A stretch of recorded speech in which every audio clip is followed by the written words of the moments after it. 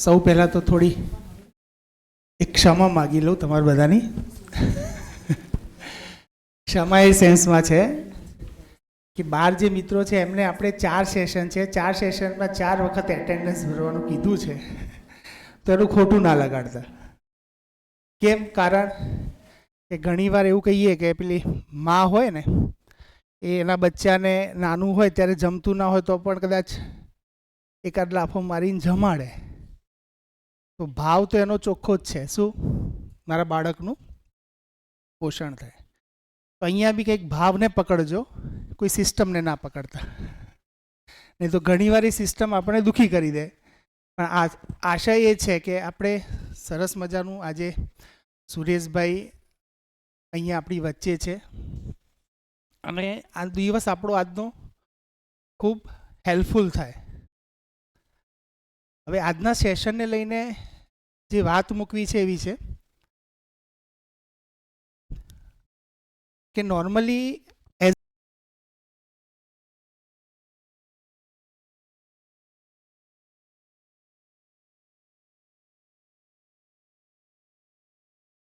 બીમારી પણ આવી જાય તો તરત દવાખાને દોડીએ છીએ,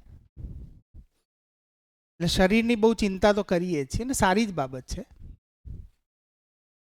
પણ જ્યારે કોઈ વ્યવહારથી દુઃખી થઈએ છીએ, કોઈ મન દુઃખ લાગે છે, કોઈ એવી ઘટનાઓ ઘટી જાય છે અને એનો જ્યારે આપણી માનસિકતા ઉપર ઘા લાગે છે ને, ત્યારે એની દવા કરવા આપણે જતા નથી. અને ખરેખર શારીરિક પીડા કરતાં માનસિક પીડા મોટી છે. આપણી માનસિકતા બહુ ઇમ્પોર્ટન્ટ છે. પછી એ આપણી પ્રોફેશનલ લાઈફ હોય કે પછી આપણો પરિવાર હોય. તો અત્યાર સુધીથી મને પણ એવું લાગ્યું કે શિક્ષણમાં આ ગેપ રહી ગઈ છે. સ્કિલ પાર્ટ બહુ સરસ આપી દીધો, પણ વ્યવહારવાળો પક્ષ ખરો ને બહુ નબળો રહ્યો છે. કારણ કે જ્યારે આપણે ડિસિઝન બી લઈએ છીએ ને અત્યારે એવી રીતે છે કે માની લો કે એક છોકરાને છોકરી સાથે મેરેજ કરવા છે અને એક પરિવાર શોધે છે, તો પરિવારમાં જનરલી સુવિધા જોવે છે કે બે પરિવાર પાસે કેટલી જમીન છે, કેટલી સુવિધા છે, સુખ સગવડ છે, અને સુવિધા જોઈને સંબંધ બાંધીએ.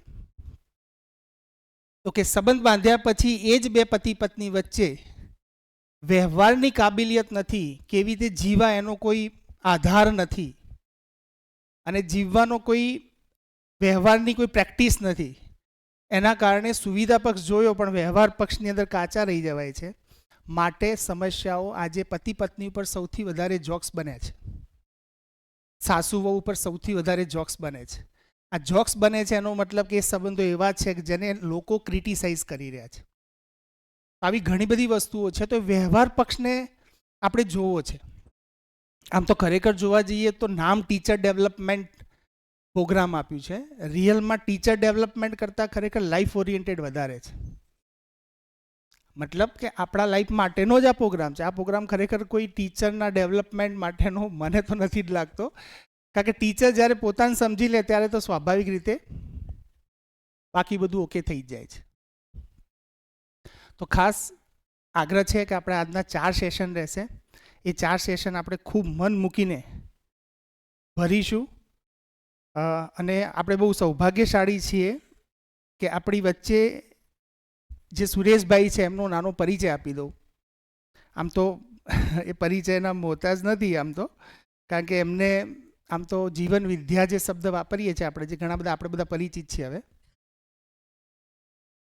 એ ગુજરાતમાં સૌથી પહેલી એન્ટ્રી એમના થ્રુ થઈ, મારું જ્યાં સુધી નોલેજ છે ત્યાં સુધી. મને ખબર છે કે સુરેશભાઈ ઇન્ટરનેશનલ મેનેજમેન્ટ ટ્રેનર છે, પણ એક સૌભાગ્યની વાત એવી ઘટના ઘટી કે એ ગુજરાતમાં, આજે આખા ઇન્ડિયામાં ગુજરાતની અંદર સૌથી વધારે મિત્રો, ભાઈ બહેનો જીવન વિદ્યાના કન્ટેન્ટને સમજવા પાછળ લાગ્યા છે. આવો મારો ધ્યાન જાય છે. હવે કેટલું 99% કદાચ સાચું જ હશે કે આખા ઇન્ડિયામાં ગુજરાતની અંદર સૌથી વધારે લોકો જીવન વિદ્યાને સમજવા પાછળ લાગ્યા છે. અને એનો ખરેખર શ્રેય કહીએ અથવા એનું જે સીડ જે બીજ નાખ્યું છે ને એ આપણી સામે જે વ્યક્તિત્વ છે, જે ખૂબ પ્રેમાળ વ્યક્તિત્વ છે, વહાલું વ્યક્તિત્વ છે, અને એટલે એમના માટે ખૂબ કૃતજ્ઞતા છે. અને બીજી બહુ મહત્ત્વની વસ્તુ કહું કે અમારા ને સતીશભાઈના જીવન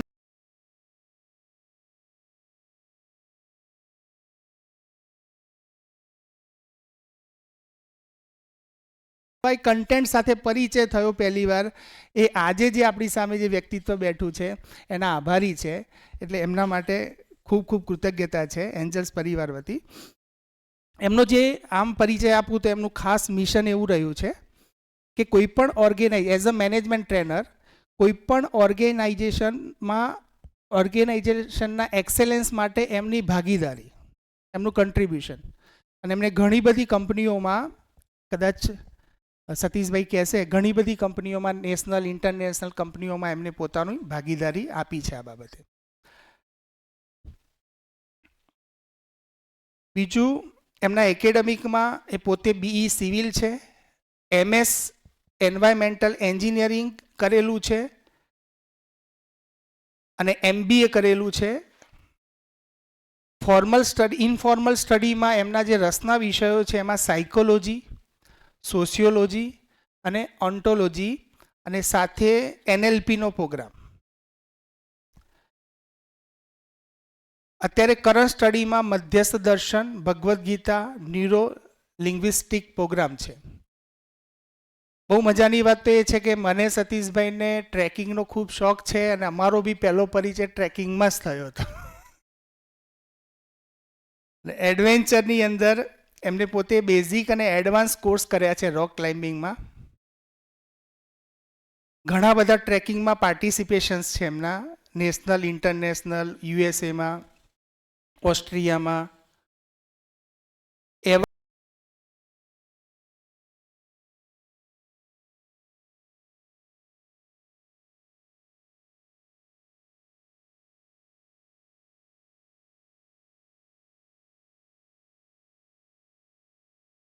એમના એક્સપોઝરના જે કન્ટ્રીઝ છે એમાં USA, UK, Switzerland, France, Germany, Holland, Austria, Indonesia, Singapore, Belgium, Luxembourg, China, Nepal વગેરે છે.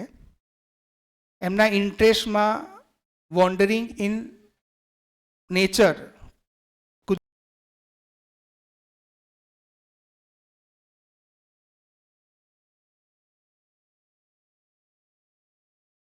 એમનો એક ખૂબ, મને ખબર છે ત્યાં સુધી, આમાં મને દેખાતો નથી, પણ એમનો એક પ્રિય વિષય છે બર્ડ વોચિંગનો. બર્ડ વિશે કદાચ અહીંયા એમની ઘણી સારી ખૂબ સારું એમનું અધ્યયન છે બર્ડ વિશેનું.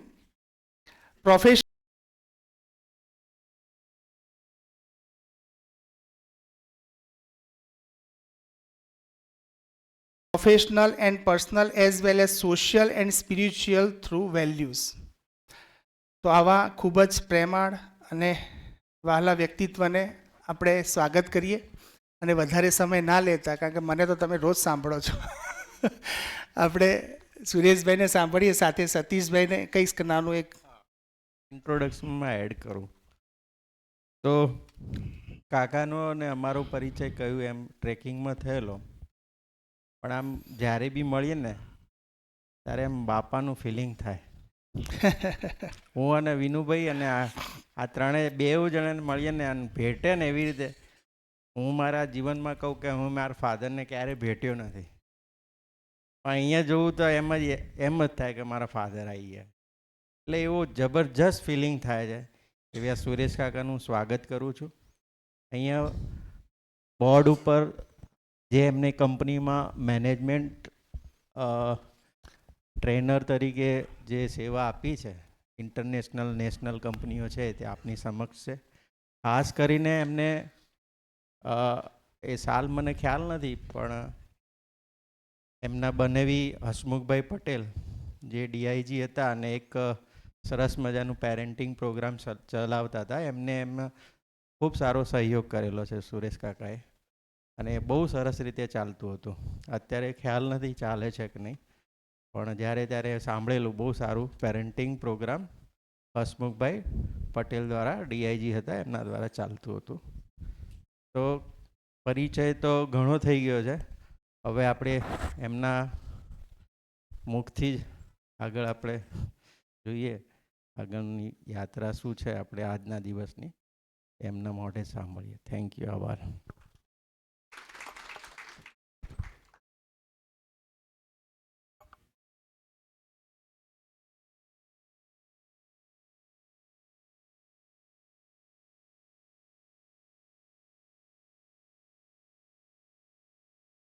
હવે આ જે સિસ્ટમ છે એમાં મારું લેવલ અત્યારે જે સેટ કરો એ આખો દિવસ એ રાખવાનું. મારી બે શરત છે પ્રોગ્રામ ચલાવવાની. એક, માઇકવાળા ભાઈએ માઇકને હળી નહીં કરવાની.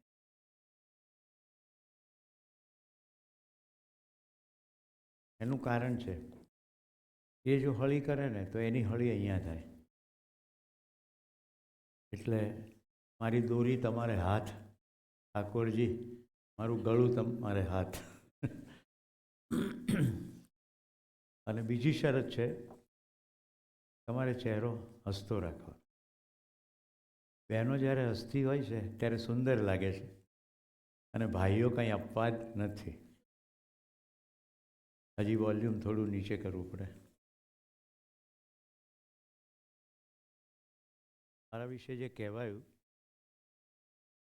એને એક કવિતામાં કહેવાનું મને.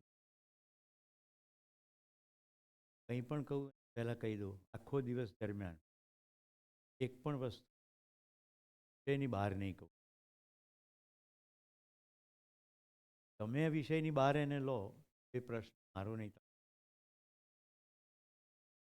મતલબ એ થયો કે તમે બધા શિક્ષકો છો તો જે કહેવાય રહ્યું છે એ તમારા અનુરૂપ તારવી લેવું એ તમારી જવાબદારી.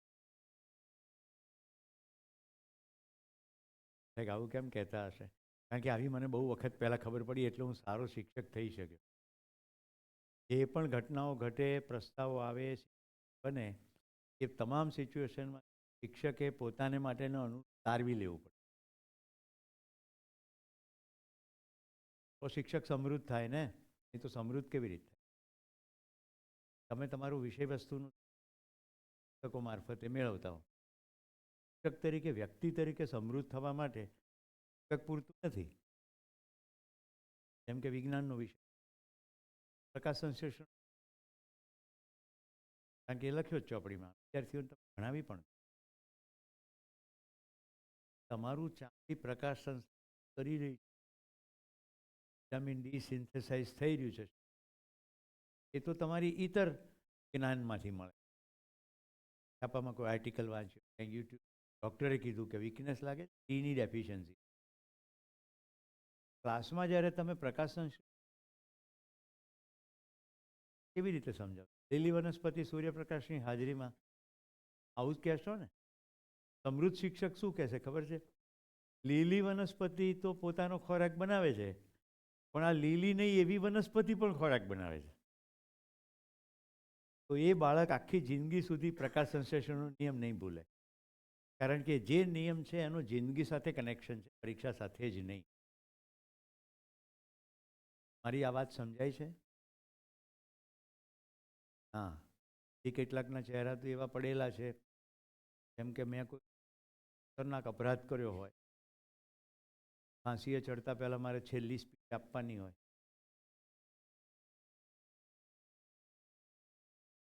લાગે કે સાહેબ વિષય ભૂલી ગયા. ના, મને ખબર છે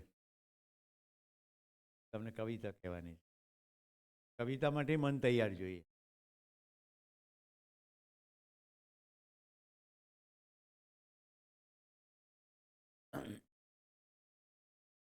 મેં પહેલાં એવું કીધું કે કશું વિષયની બહાર નહીં કહું. તો હસવાનું પણ વિષયની બહાર ના જ હોય. સૌથી પહેલી બેઝ કન્ડિશન પ્રસન્ન મન છે. એ જ શીખવા માટે સૌથી અનુરૂપ મન છે.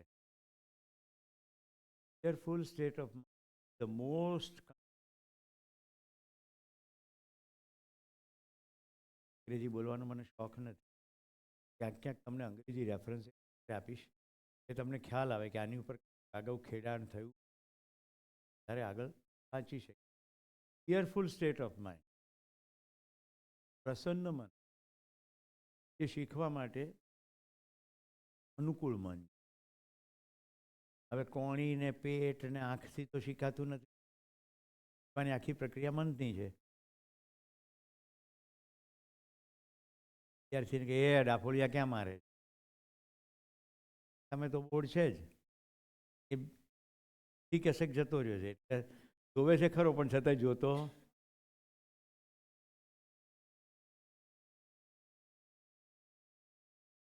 ભગવદ્ ગીતામાં એમ કે છે પ્રસન્ન સર્વ દુઃખાનામ હાનિ રસ્યોપજાય. સોક્રેટિસ એમ કે છે કે હસતા હસતા સાથે કરી ના શકો. અત્યંત પ્રસન્ન ખડખડાટ રસ્તાઓ તમે કોઈને ધિક્કારી ના શકો. તમને ઈર્ષ્યા ના થાય, દ્વેષ ના થાય. તો બધા જ પાસાઓ જોઈએ. તમને એમ થાય પણ એવું શું છે કે હસીએ. લોક તો કહેવાના નથી.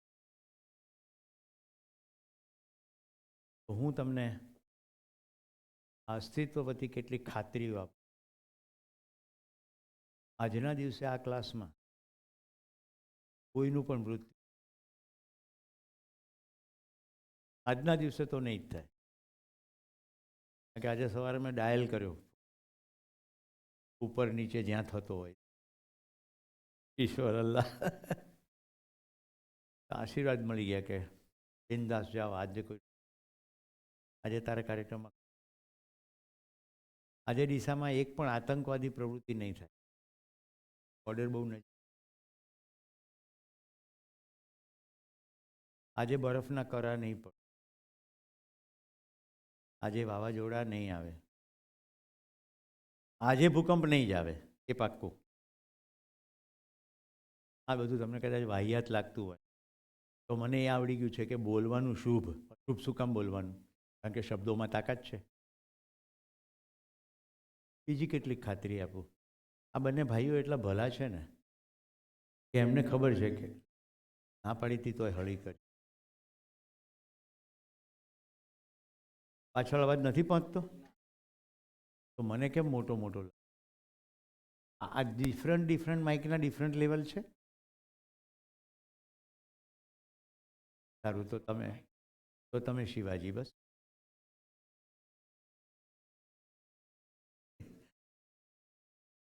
પ્રવાસ કરતો હોય ને કોઈ વાહનને ભટકાડી દે કે કશું થઈ જાય, મારો કશો વાંક ના હોય. સામાન્ય લોકો ટેન્ડન્સી છે કે માથે ચડી જવું, રાઈટ, પહેલેથી જ. એટલું કહું ભાઈ મારો પ્લીઝ સોરી, તમે શિવા, તમે મહાન. આપણી જીવનમાં ક્યાં એટલો સમય છે બધા ડખા? એવું કેટલું બધું કામ છે. તો ચીયરફુલ સ્ટેટ માટે હું તમને કહી રહ્યો છું. આ બંને ભાઈઓ ભલા છે એટલે એમને એવું છે કે સુરેશ આજ સુધી તો બધા છે એન્જલ સ્કૂલ આપ કંટાળી જાય તો 10:30 રિસેસ પાડશે, તમને ચા પાશે. આ પહેલાં ગુડ ન્યૂઝ. અને બપોરે ભોજન પણ આપશે, રાઈટ. ભોજન સાથે થોડો વિરામ પણ છે. પાછું બપોર પછી પાછી ચા પાશે. ગુડ ન્યૂઝ નથી? કેટલા લોકોને ખોરાક મળતો નથી ત્યારે તમારે મોસ્ટ કમ્ફર્ટેબલ પોઝિશન. તમે એટલા સદભાગી છો. હું તમારી જેવી સ્થિતિમાં જ્યારે હતો ને ત્યારે કમર દુખી જતી, કારણ કે આવી ખુરશીની શોધ જ નહોતી થઈ. પલાઠી વાળીને બેસો એટલે બેસો, પાછળ ટેકો જ ના હોય.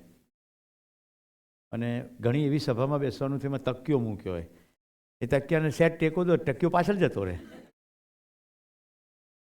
એવું અનુભવ્યું છે કે નહીં? આ કેટલું અફલાતૂન કાર્યક્રમ છે. તો ચહેરો હસતો રાખવા માટે આ કારણો. બીજા 1-2 મારા તરફથી આપું. ચાલુ ક્લાસે ગમે ત્યારે ઊભા થઈને બહાર જવાની છૂટ. તમને એમ થાય કે આ તડકો સહન નથી થતો પણ બહારનો લેવો છે તો જવાનું. કારણ કે મારી સામે બેસી રહેવાથી સંભળાતું ના હોય, સાંભળવાનું મન ના હોય, તો તમે મારી સામે બેસી રહેવાનો કોઈ ફાયદો નહીં. એની જગ્યાએ તડકો ખાઓ તો વિટામિન ડી તો મળે. હવે 90% લોકોના ચહેરા પ્રસન્ન છે, પણ 10% એવા હોય કે નક્કી જ કરીને હોય કે આખા ગુજરાતની દિવેલની એજન્સી અમે જ લીધી છે. પળી પળી વહેંચતા આવ્યા છીએ, તમે શેના રહી જાઓ? એટલે મને બી એક પળી પકડાવે.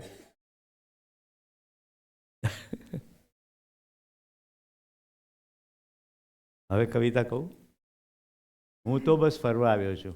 હું ક્યાં એક એક કામ મારું કે તમારું કરવા આવ્યો છું. હું તો બસ ફરવા આવ્યો. મારા માટે તો બિલકુલ સાચું જ છે. આ આખો દિવસ મારી પ્રસન્નતાની અભિવ્યક્તિ છે. મને જે મોજ પડી છે, તો ગમતું હોય તો ગુંજે ના ભરીએ, ગમતાનો કરીએ ગુલાલ. હું તો બસ ફરવા આવ્યો છું. હું ક્યાં એક એક કામ મારું કે તમારું કરવા આવ્યો છું.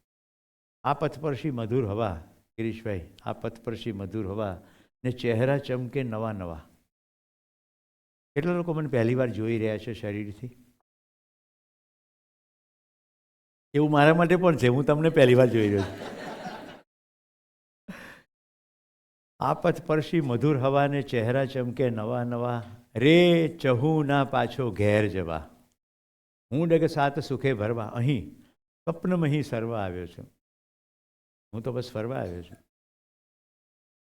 જાદુ એવો જાય જડી કે ગાઈ શકું બે ચાર કડી ને ચાહી શકું બે ચાર ઘડી, તો ગીત પ્રેમનું આ પૃથ્વીના કર્ણપટે ધરવા આવ્યો છું. હું તો બસ ફરવા આવ્યો છું. નિરંજન ભગત સાહેબની આ કવિતા છે. ભગત સાહેબ એવા શિક્ષક થઈ ગયા કે આવી થોડી કવિતાઓ રચ્યા પછી લગભગ 35 વર્ષ સુધી એમણે એક પણ કવિતા ના લખી. પણ પહેલાં જે કવિતાઓ લખી હતી એટલી મોટા ગજાની લખી. સાહિત્ય અકાદમીના પ્રમુખ પણ થયા હતા. મારું તો સદભાગ્ય છે કે ભગત સાહેબને જોવા મળ્યા, સાંભળવા મળ્યા, પણ એમની પાસે ભણેલા વિદ્યાર્થીઓ મિત્રો થયા, એટલે વધારે જાણવા મળ્યું. કવિતાનું મર્મ સમજાય છે ને. ભાર વગરનો હોય એના માટે કહે છે ભણતર. એક આખું સ્લોગન ચાલે છે, ભાર વગરનું ભણતર. પણ શિક્ષક જ ભારેખમ હોય તો દફતર તો હળવું કરી દે, પણ વિદ્યાર્થી એનો મન ઉપર એટલો ભાર લઈને જાય ને કે બિચારાને રાતે શિક્ષક સપનામાં આવે. તો શિક્ષક કેવો હોવો જોઈએ? ટીચર્સ ડેવલપમેન્ટ પ્રોગ્રામ અંતર્ગત મુખ્ય બિંદુઓ હું પહેલા સત્રમાં લઈ લઈશ, પછી આખો દિવસ એનું વિવરણ છે. તો શિક્ષક મોજ કરવા આવે, હું તો બસ ફરવા આવે. હું ક્યાં એ કામ મારું કે તમારું. મારું કામ એટલે સ્વાર્થ, તમારું કામ એટલે જાણે ઉપકાર કરતો હોઉં. તો શિક્ષક તો મોજની અભિવ્યક્તિ છે, કામની અભિવ્યક્તિ નથી. શિક્ષક વ્યવસાય હોઈ શકે જ નહીં. શિક્ષક કેવળ અને કેવળ વ્યવહાર હોઈ શકે. કારણ કે કોઈ પણ શિક્ષક એવું ના કહી શકે કે મેં શીખવાડી દીધું. શીખવું એ તો બાળકની સંપૂર્ણ સ્વતંત્રતા છે. મારો પરિચય જ્યારે અહીંયા તો સરસ રીતે કરવામાં આવ્યો, ઘણી જગ્યાએ આવો પરિચય કરવામાં આવ્યો કે સાહેબ બહુ મોટા એન્જિનિયર છે. અરે એ તો ભણ્યો, કરું છું શું? કરું તો હું શિક્ષકનું કામ, અને મને ગૌરવ છે કે હું એક શિક્ષક છું. I am proud of being a teacher. કારણ કે એક એન્જિનિયર ડેમ બનાવી શકે, બિલ્ડિંગ બનાવી શકે, એક શિક્ષક બીજો માણસ બનાવી શકે. હવે કવિતા સમજવી છે આગળ. ઘણા ગિરીશભાઈ, સતીશભાઈ મને એવું કહે કે કવિતા ઉપર જ કાર્યક્રમ કરો ને, કારણ કે કવિતામાં બહુ મજા પડે. હવે મેં તમને હળવી કવિતા કીધી, પણ આવો નવો મર્મવાળી જરા હેવી કવિતા કહું છું.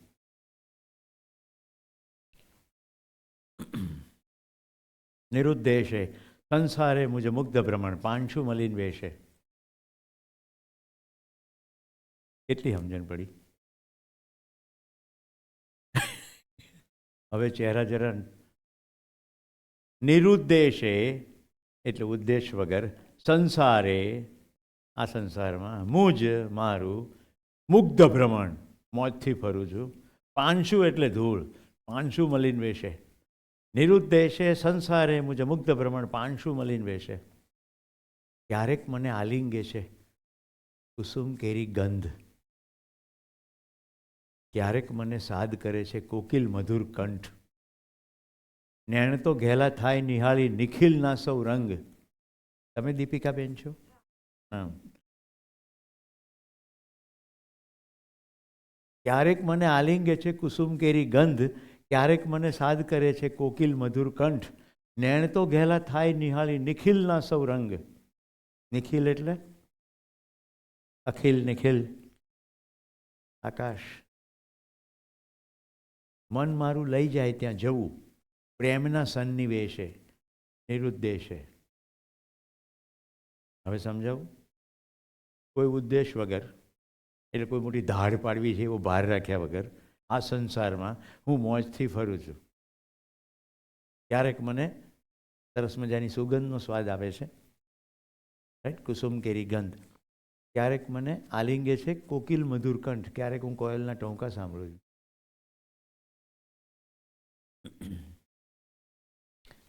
હવે જુઓ, પહેલી કવિતા અને બીજી કવિતાનો ભાવ એક જ છે.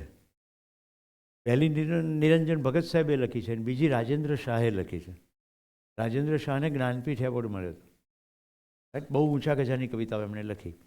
પણ શુદ્ધ ગુજરાતીનો પ્રેમ હોય તો તમે એને માણી શકો, નહીં તો અટવાઈ જાઓ. પંથ નહીં કોઈ લીધ, રસ્તો કોઈ નક્કી નથી કર્યો. ભરું ડગ ત્યાં જ રચ્યું મુજ કેડી, જ્યાં પગલાં ભરું ત્યાં જ મારો રસ્તો. તે જ છાયા તણે લોક, એટલે આ પૃથ્વી પર પ્રસન્ન વીણા પૂર્વી છેડી. હું જ વિલસી રહું સહુ સંગ, ને હું જ રહું અવશેષે નિરુદ્દેશે. મારું કામ એવું હોય કે બધામાં જાણે હું મારી જાતને જ જોઉં અને છેલ્લે ખતમ બી થઈ જાઉં અવશેષ સ્વરૂપે, તો અહીંયા જ. પ્રસન્ન વીણા પર પૂર્વી છેડી, પ્રસન્નતાની વીણા.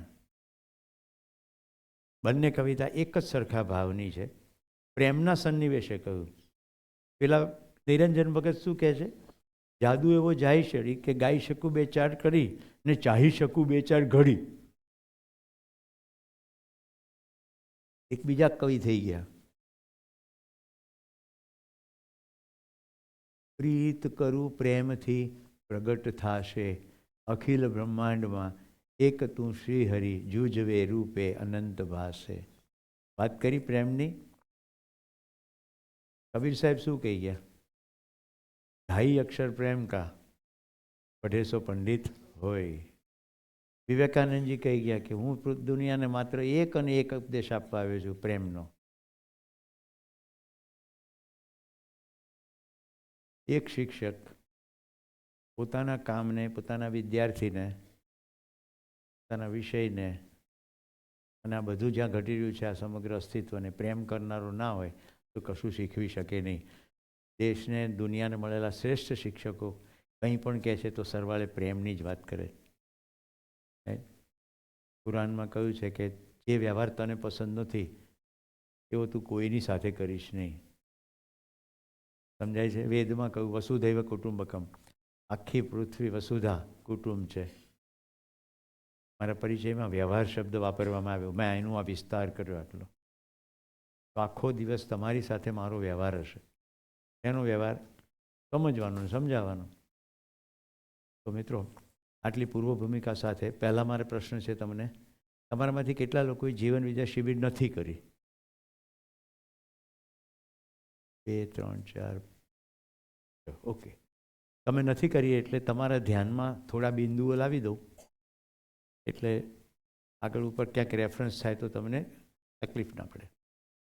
સૌથી પહેલું તો જીવન વિદ્યા એ કોઈ સાંપ્રદાયિક, કોઈ હિન્દુ ધર્મનો કે કોઈ વિશેષ વ્યક્તિનો કાર્યક્રમ નથી. અસ્તિત્વમાં જે કંઈ છે જેવું સમજવાનો પ્રયત્ન છે.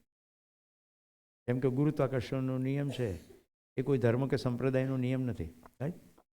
સફરજન નીચે જ પડે, ન્યૂટનનું ધ્યાન ગયું, તેને ખબર પડી ગઈ. આપણા વચ્ચે એવા જ એક વ્યક્તિ થઈ ગયા નાગરાજ, એનું ધ્યાન ગયું કે આ બધું કેમનું ચાલી રહ્યું છે. એમણે નિયમો શોધી કાઢ્યા. 3 નિયમો ઉપર આખું જગત ચાલે. જો એ નિયમો પાળે તો સરખું, અને એ નિયમો ના પાડે તો ડખો. જેમ કે હું આ ધાબા ઉપર ચડું અને પછી આમ નીચે સરસ ખેતર જોઈને મને એમ થાય કે સીધો જમ્પ લાવી દઉં, સરસ ચણા ઉગ્યા છે, તો શું થાય? શરીર નીચે પડે ને આત્મા ઉપર કે નીચે જ્યાં જતો હોય ત્યાં જાય. તો ગુરુત્વાકર્ષણનો નિયમ. તો 3 નિયમો છે. ભૌતિક જગતના નિયમો એટલે કે પ્રાકૃતિક નિયમ. બીજો નિયમ છે માણસની અંદરનો નિયમ, બૌદ્ધિક નિયમ. અને એક માણસ બીજા માણસ સાથે જે વહીવટ કરે એનો નિયમ એટલે સામાજિક નિયમ. 3 નિયમ ઉપર આખું જગત કાં તો સરખું ચાલે ને કાં સરખું ના ચાલે. એમાં પ્રાકૃતિક નિયમ શું છે? તમે છોડ વાવો, પછી ધીમે રહીને છોડ મોટો થાય, એમાં ફૂલ આવે, ફળ થાય, બીજ થાય. હવે તમે બીજ વાવો તો બીજમાંથી છોડ થાય. આવું સતત ચાલે કરે કે ના ચાલે? હા કે ના? આ પૃથ્વીની બહારથી કશું આવતું નથી. આપણે અહીંયા જન્મીએ મરીએ બધું અહીંયા ને અહીંયા. કોઈ ચંદ્ર ઉપરથી મસાલો આવતો નથી. એટલે આ શરીર ખતમ થઈ જાય, તમે એને દાટી દો, બાળી દો, બધો મસાલો અહીંયા ને અહીંયા રહે, વળી પાછો ભેગો થાય. આ આખા નિયમને આવર્તનશીલતાનો નિયમ કહેવાય. આખું ભૌતિક જગત આવી રીતે આવર્તિત થયા જ કરે, થયા જ કરે. કેટલું સિમ્પલ છે. આમાં છે કશું અઘરું? આ બધી દુનિયાના 805 કરોડ માટે સરખું ને એ બદલાઈ જાય. નાગરાજજીને આ દેખાઈ ગયો ભૌતિક જગતનો નિયમ અથવા પ્રાકૃતિક નિયમ. હવે એ નિયમની અંતર્ગત તમે ડિટેલમાં જોવા જાઓ ને તો ગુરુત્વાકર્ષણનો નિયમ સમજાવો, આર્કિમિડીઝનો નિયમ સમજાવો, પણ બધા આવે ભૌતિક વિજ્ઞાનના નિયમો, એટલે કે પ્રકૃતિના નિયમો. હવે એક હાઇડ્રોજનનો પરમાણુ હોય, એ બીજા હાઇડ્રોજનના પરમાણુને કે આઈ લવ યુ, એટલે બે ભેગા થઈ જાય. એટલે બે પરમાણુ ભેગા થઈને એક અણુ બને. આવું કયા વિજ્ઞાનમાં આવે બધું ભણવાનું? રસાયણ વિજ્ઞાન. હા કે ના? એવો એક ઓક્સિજનનો પરમાણુ હોય, આમાં હાલ્યો જતો હોય, બીજા ઓક્સિજનના પરમાણુને ભેટી જાય, આઈ લવ યુ, એટલે ઓક્સિજન ગેસ બની જાય. હા કે ના?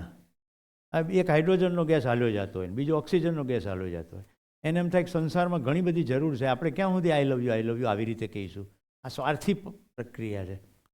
ચાલો આપણે બે ભેગા થઈ જઈએ. તો એક ઓક્સિજન કે સારું, તમે સંસાર માટે કંઈક સારું કરવા નીકળ્યા છો તો હું નીકળી જાઉં છું. એટલે બે હાઇડ્રોજન અને એક ઓક્સિજન ભેગા થાય, હવે શું બને? પાણી, H2O.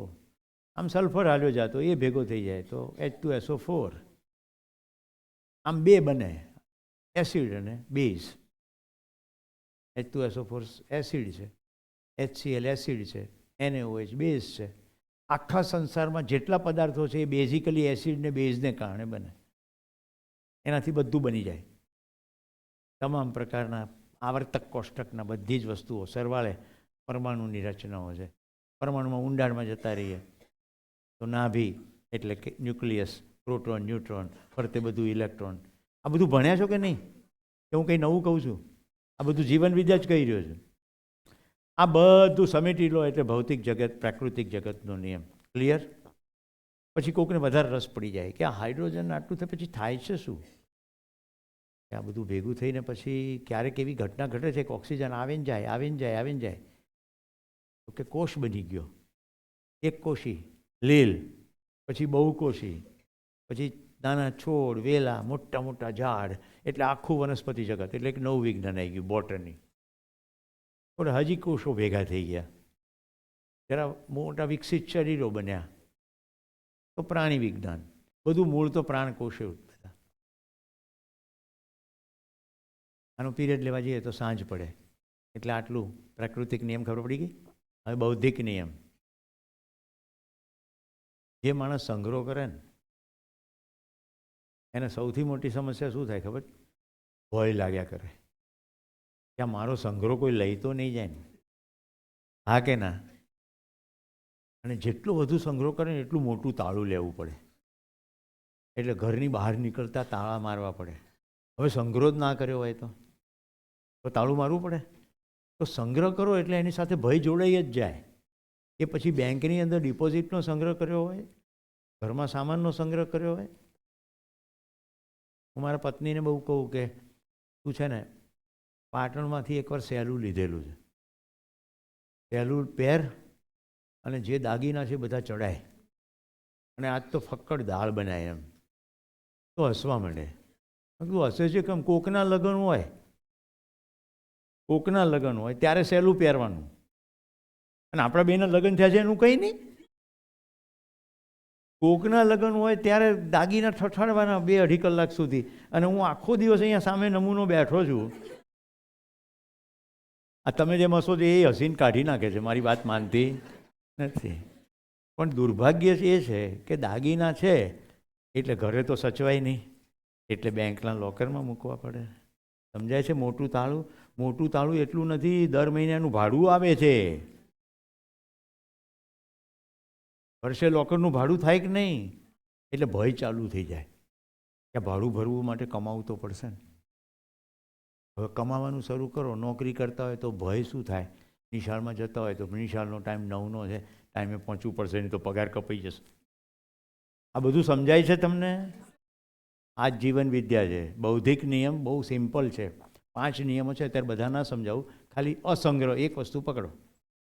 તો જેટલી જરૂરિયાત છે એટલી વસ્તુ રાખો ને તો મોજે દરિયા. હું કલામ સાહેબ પાસે શીખી ગયો, 4 પેન્ટ અને 4 શર્ટ, આટલું ઓછું. રાષ્ટ્રપતિ ભવનમાં ગયા તો એક સૂટકેસ લઈને ગયા અને 2 કબાટ ભરીને ચોપડીઓ લઈને ગયા. નીકળી ગયા ત્યારે બધી વસ્તુ દેશને ચરણે ધરી દીધેલી હતી. છેલ્લે શિક્ષક કર્તવ્ય કરતાં કરતાં ગુજરી ગયા. મારી માનસિક તૈયારી એવી જ છે કે શિક્ષક કર્તવ્ય કરતાં કરતાં શરીર પડી જાય, એનાથી ઉત્તમ બીજું શું હોઈ શકે? મિત્રો, આ કથા નથી. મારા ગયા પછી કદાચ ભાઈઓ તમને મારા વિશે વધારે કહેશે, પણ મોજ છે જીવવાની. સમજણ પડી જાય ને પછી મોજ પડી જાય. તો બૌદ્ધિક નિયમ ખબર પડી ગઈ? ઈર્ષા કરો, દ્વેષ કરો, ક્રોધ કરો એટલે તમારું શરીરનું તંત્ર બગડે જ. રાતની ઊંઘ બગડે જ. આ બૌદ્ધિક નિયમ છે. કરુણા રાખો, પ્રેમ, સ્નેહ, શ્રદ્ધા, કૃતજ્ઞતા, આવા બધા મૂલ્યો રાખો તો મોજ પડે જીવવાની. તમને કહું, આજના દિવસનું શ્રેષ્ઠતમ સુખદ વાક્ય મારા માટે સતીશભાઈ એવું કીધું કે બાપાનો ભાવ. કેટલા રૂપિયા આપીએ તો કોઈ વ્યક્તિ પોતાને પિતા તરીકે સ્વીકારે? મને પિતા તરીકે કોઈ સ્વીકારે, કેટલા રૂપિયા આપવું? આવું થાય? 1 પણ રૂપિયાની ઓકાત નથી કે સંબંધનું સૂત્ર બેસે. એ માત્ર ને માત્ર ભાવથી જ થાય. મારા માટે સુખ શું કે મારો ભાવ પહોંચી ગયો. આજ સવારે જ હું એમને ભેટ્યો છું, મને તેડવા આવ્યા ત્યાં. 50 દીકરીઓ એવી છે જેને પોતાના પિતા હોવા છતાં મને પપ્પા કહે. એની પપ્પાની હાજરીમાં કહે ને એટલે હું કહું તમારે કાકા કહેવું, નહીં તો સમાજમાં ખબર નહીં પડે. આપણો ભાવ તો સાચો હોય પણ લોકો જુદું જુદું ગણતરીઓ કરવા માંડે. જેની બોનીની મેં સવારે વાત કરી, એના પિતાજીએ શિબિરમાં એનો હાથ મને આપી દીધો હતો. આજથી આ તમારો દીકરો, એના પિતાએ જ. સમજાય છે? ભાવ. હું માનું છું બૌદ્ધિક નિયમ ખબર પડી ગઈ હશે. પડી ગઈ? ત્રીજો નિયમ તો હું ભૂલી ગયો. કોણ કેટલા જીવન વિદ્યા શિબિર કર્યો છે તો બધાના હાથ નીચે જ હતા. 5 જ નથી કર્યો. સામાજિક નિયમ સમજાવો મને. કોઈ સમજાવી શકશે? સામાજિક નિયમ સમજાવના તો ખાલી શબ્દ કહો. નહીં? કોઈ માયનો લાલ કે લાલી નથી તો કમસે કમ નવોઢાની જેમ નજરો તો નીચે ઢાળી દો શરમથી.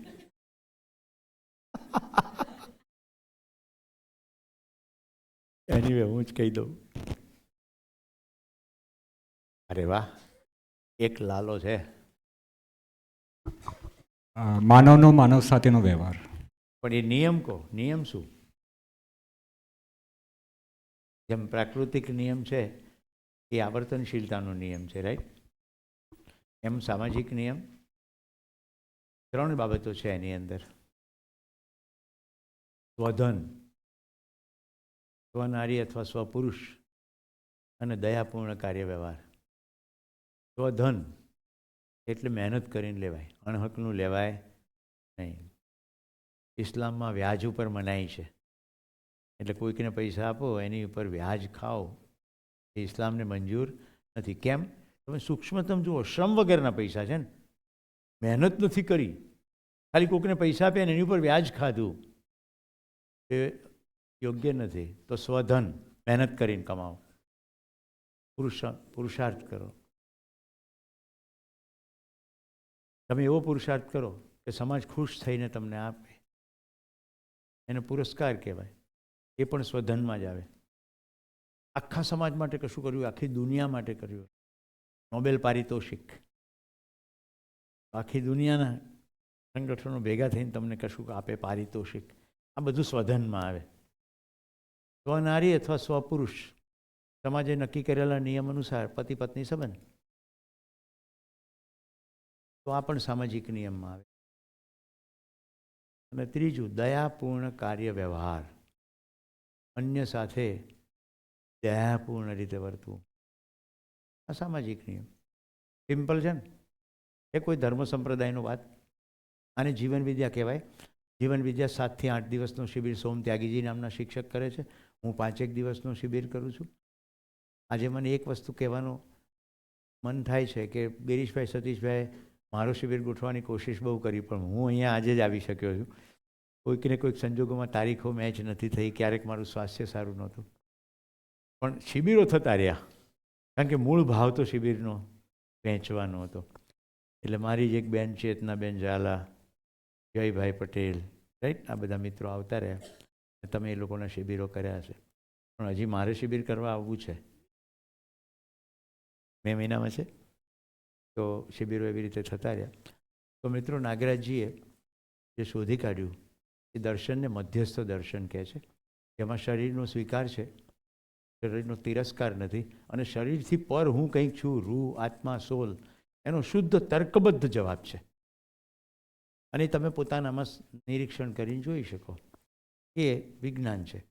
અને પૃથ્વીના 805 કરોડમાંથી એક પણ માણસ એનો વિરોધ ના કરી શકે, કારણ કે નિયમો છે, જાતે તપાસવાના છે. નિયમ પ્રમાણે જગત ચાલે તો સુખી થાય. તો મિત્રો, આખું જીવન વિદ્યાના જે પ્રમુખ સૂત્રો છે એ તમારી આગળ મૂકી દઉં છું. આખું અસ્તિત્વ સહઅસ્તિત્વના સ્વરૂપમાં. આપણે કોઈ એકલા નથી, બધા કન્ટિન્યુઅસ એકબીજા સાથે જ છીએ. દેખાતા હોય એટલા નહીં. હું અહીંયા બેઠો છું, પણ ખેતરમાં કોઈ ખેડૂત મારા માટે કેટલી મહેનત કરે છે, ત્યારે મને રોજ શાકભાજી મળે છે, એટલા મારી સાથે સહમત છે. મતલબ કે સંબંધ તો છે જ, ભલે એને નામ ખબર નથી, પણ એના કામ થકી આપણો સંબંધ છે કે નહીં? અરે એટલું જ નહીં, એક મધમાખી અમદાવાદથી કલકત્તા સુધીનું અંતર એનું શરીર ચાલે ત્યાં સુધીમાં 8 વાર કાપે છે. એટલું મધ એકઠું કરવા માટે એટલું ટ્રાવેલ કરે છે. તો જેટલું કંઈ મારે શરીર માટે જોઈએ તેટલું બધું જ આખી પ્રકૃતિ કામે લાગે એટલે મળી જાય. તમામ પ્રકારની દાળો, તમામ પ્રકારના મસાલા, તમામ પ્રકારના ધાન્યો, તમામ પ્રકારના ફળો અને મેવાઓ, આ બધું બને છે મારા માટે, તમારા માટે. અને આમાં આખી પ્રક્રિયામાં કેટલો બધો માનવીય શ્રમ પણ છે. અસ્તિત્વ સહઅસ્તિત્વ છે. હું માખી સાથે પણ અસ્તિત્વ ધરાવું છું, આ વાદળાઓ સાથે પણ અસ્તિત્વ ધરાવું છું, જમીન સાથે પણ, પ્રાણીઓ સાથે પણ. વર્ષો પહેલાં એક શિક્ષક તરીકે મને એક સરસ કાર્યક્રમમાં ભાગ લેવાની તક મળી. દૂન સ્કૂલ જાણો છો ને બધા? દૂન, દહેરાદૂનમાં આવેલી, જેમાં બધા મોટા મોટા રાજનેતાઓ ભણ્યા છે. વિયેતનામના એક સાધુ થિક નાટ હાન, એમણે દેશના 150 શિક્ષકોને બોલાવે. એમાં મારો નંબર લાગી ગયો. હવે થિક નાટ હાનને કેટલા ઓળખે છે?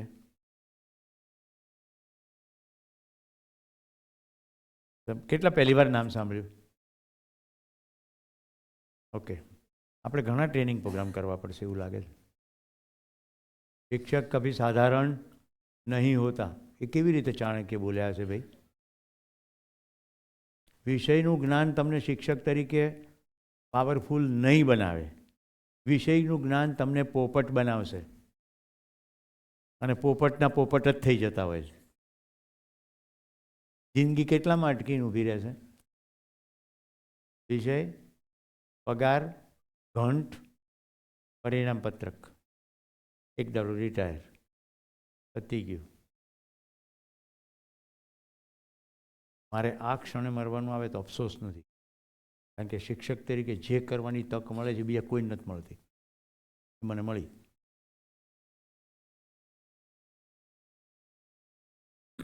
થિક નાટ હાન એટલે એવા સાધુ કે અમેરિકા અને વિયેતનામ વચ્ચે જ્યારે યુદ્ધ થયું, તમે નકશો ખોલીને જોશો તો વિયેતનામ ક્યાં છે અને અમેરિકા ક્યાં છે.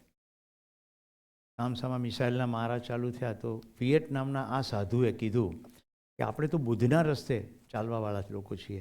અમેરિકા તો ગાંડું થયું છે. આપણે કોઈ પણ રીતે સમાધાન કરો ને યુદ્ધ બંધ કરો. તો વિયેટનામની સરકારે એને દેશ નિકાલ કરી નાખ્યો, કારણ કે એનું યુદ્ધનું માનસ હતું. ફ્રાન્સે એમને આવકારી લીધા, આવતારો અહીંયા રાજ્યાશ્રય આપ્યો. એમણે આખી જિંદગી કોઈ બુદ્ધના ઉપદેશો નથી આપ્યા. સીધું માનવ જીવન કેટલું સરસ રીતે જીવી શકાય એની પર મોટું કામ કર્યું. એમાંનું એક શબ્દ બહુ ફેમસ થયો એમની સાથે, માઇન્ડફુલનેસ. તમે જે કંઈ કરો હોશપૂર્વક કરો. તો કુદરતમાં એ વ્યવસ્થા છે કે હોશપૂર્વક કરો એટલે બધું સરખું જ થાય. કેમ કે તમને ગુસ્સો આવે અને હોશપૂર્વક ગુસ્સો કરો તો પછી ગુસ્સો બંધ થઈ જાય, કારણ કે ખબર પડે કે આ તો ખોટું ખોટું ટેમ્પરેચર વધે છે, કંઈ પ્રોબ્લેમ તો સોલ્વ થતા નથી. ક્રોધ આપની અક્ષમતા કા પ્રદર્શન है. ક્ષમતાવાળો માણસ ગુસ્સો ના કરે, સમજાવે. હજી વધુ ક્ષમતાવાળા માણસને ખબર પડે કે બધા સમજી જ શકે છે. જે લોકો અધ્યયનમાં છે એને મારા બિંદુઓ તરત પકડાતા હશે. બધા જીવન વિદ્યાના સૂત્રો જ છે. એ વિયેટનામના સાધુ પછી ભારતમાં આવ્યા. અમે બધા શિક્ષકો બેઠા હતા. એમણે બધાને સામે ચાના એક એક કપ મુકાવ્યા અને પછી કહ્યું કે કેટલા લોકોને ચાના કપમાં વાદળા દેખાય છે. અમે દૂન સ્કૂલના લોનમાં બેઠા હતા મેદાનમાં. ઉપર આકાશ ખુલ્લું હતું. આમ જોઈએ ને આમ જોઈએ. ઉપર આકાશ સાફ હતું ને અંદર કોઈ વાદળું દેખાતું નહોતું. એટલે કોઈએ હાથ ઉપર ના કરે. પછી થોડીક વાર શાંત રહ્યા અને બોલ્યા કે વાદળ વરસે નહીં તો ચાના છોડ ઉગે નહીં, ઘાસ ઉગે નહીં તો ગાય ખાય નહીં, તો દૂધ બને નહીં, શેરડી બને નહીં. પાણી, દૂધ, સાકર, ચા આ બધું ભેગું થાય ત્યારે ચા બને. તો ચાના કપમાં હવે વાદળા દેખાય છે એટલે 150 ને હાથ ઉપર થયા.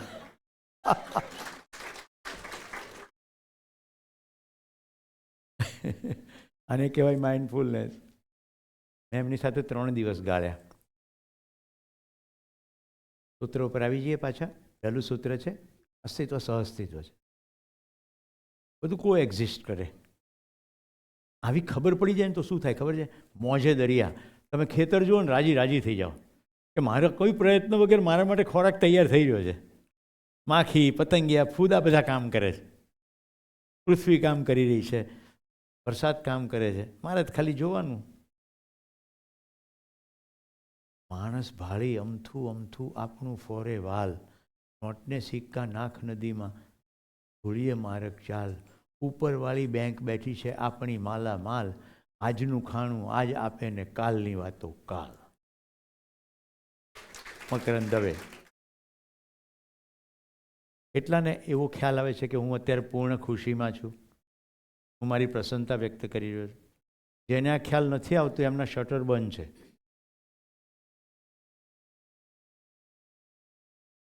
કારણ કે ભાવ છે ને એ તો ધ્યાન દો તો જ પકડાય.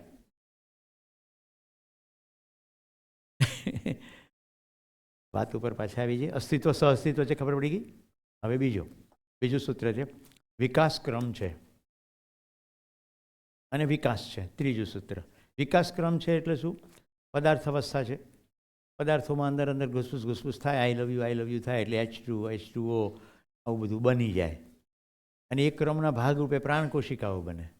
એમાં નાના નાના લીલ જેવા કશુંક આવ્યું.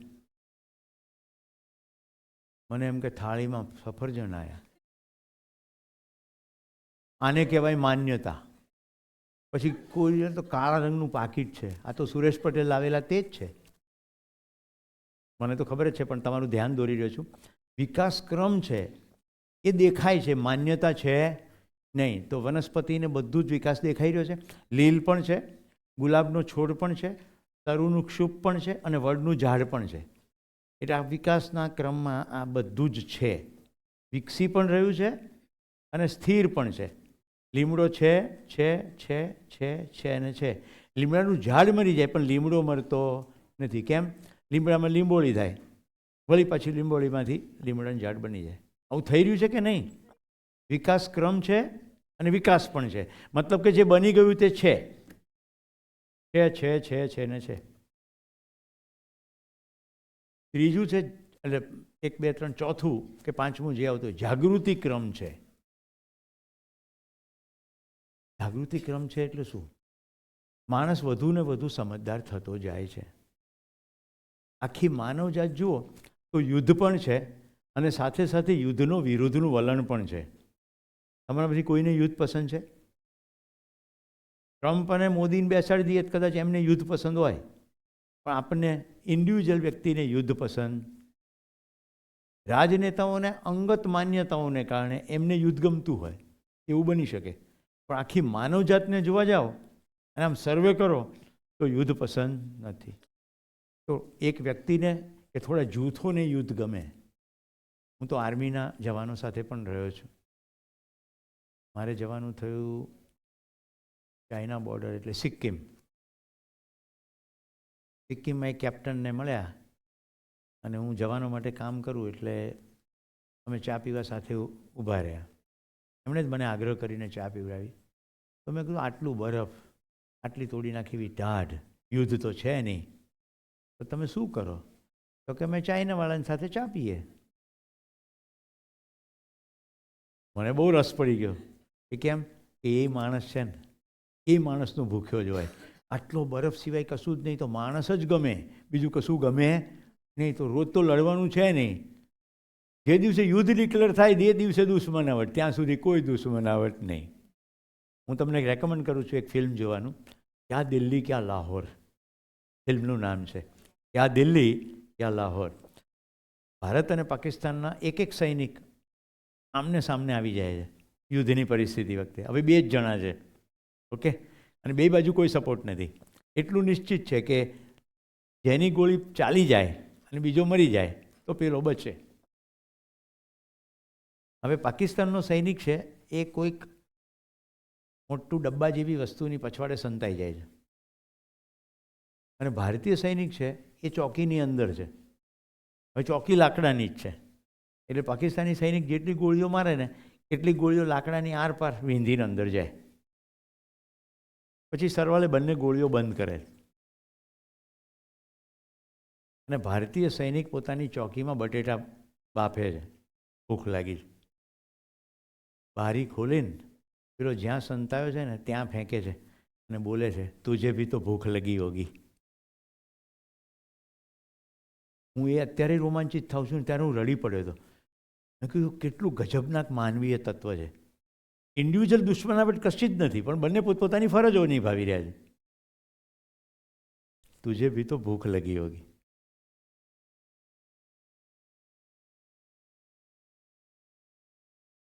જાગૃતિ ક્રમ છે. માણસને સમજણ પડી રહી છે. આખું યુરોપ એક થઈ ગયું.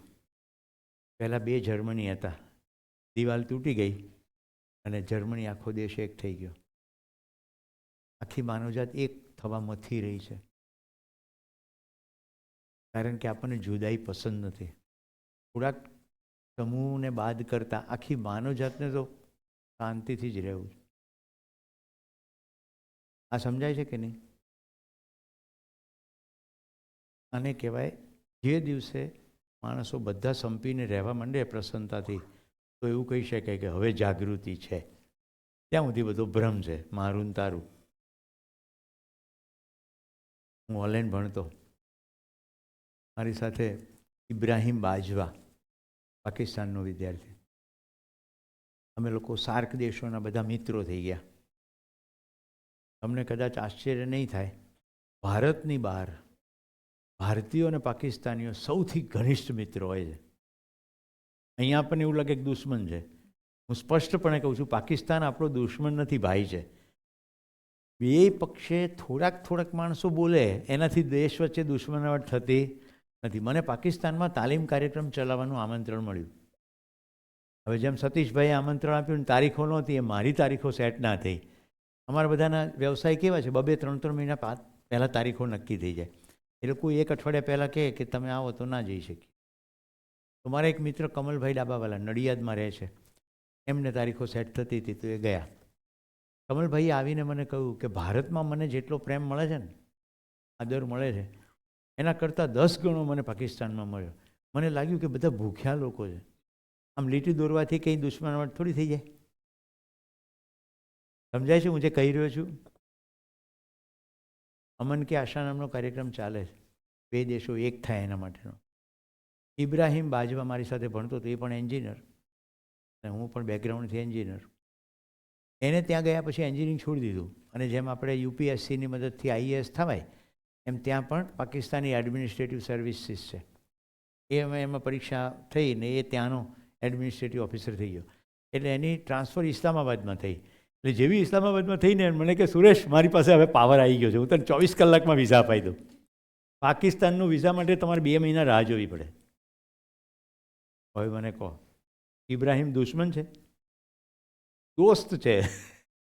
2 પ્રજા ક્યારેય દુશ્મન હોતી જ નથી. તો મિત્રો, જ્યારે આખી માનવજાત એવું સમજી જાય કે આપણે સંપીને પ્રેમથી રહેવાનું છે, એ સ્થિતિનું નામ છે જાગૃતિ. ત્યાં સુધી શેનો ભ્રમ છે અને શેની ઊંઘ છે?